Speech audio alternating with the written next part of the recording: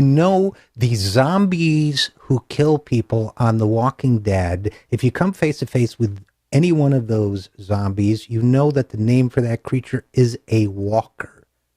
The governor of Wisconsin and one of the leading presidential candidates for the Republican Party today is also a walker. Scott Walker, who is, as one of our guests in this hour will point out, under criminal investigation, and yet the newspapers, which have been able to report that Scott Walker is a leading candidate with no difficulty, the newspapers and media, which have even reported, much to some people's amusement, that Scott Walker is trying to lose his Midwestern accent so that he sounds more presidential as he prepares for his presidential run. Oh, say chaps. All right.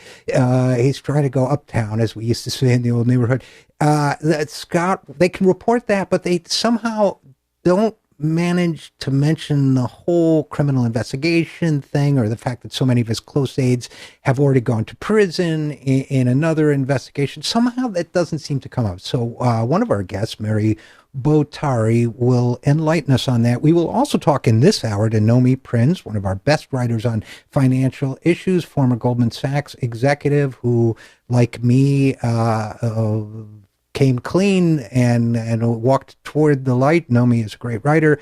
Look forward to speaking with her. She is the author of All the President's Bankers, about the relationship between 19 American presidents and Wall Street. So we should be getting some interesting information out of her. And on that, just a quick mention here, HSBC, one of the truly evil organizations based in Wall Street, and I don't say that lightly, article in the New York Times, a deal book today, this week rather, which says that HSBC is deemed slow to carry out changes. Now, that's a stuffy headline given what we're really talking about. HSBC is the bank that laundered money for the Mexican drug cartels that have killed some 65 to 75,000 people, murdered them in that nation, including one of the gangs announced its existence by beheading 17 people and throwing their heads out onto a disco floor in one town on a Saturday night. Now, HSBC pals up to these people, or did,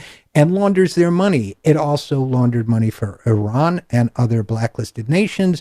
It cut one of those cushy deals with President Obama's Justice Department that allowed it to pay a fine with its shareholders' money. None of its bankers going to jail. Now it turns out it's not honoring that deal. So, funny thing, they found out that they can break the law, deal with decapitators and murderers and drug dealers, and not go to jail for it.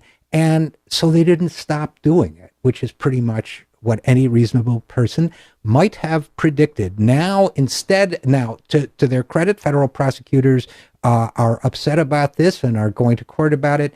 Not to their credit is the fact that they are still not naming individual bankers or asking that anyone be prosecuted for criminal fraud.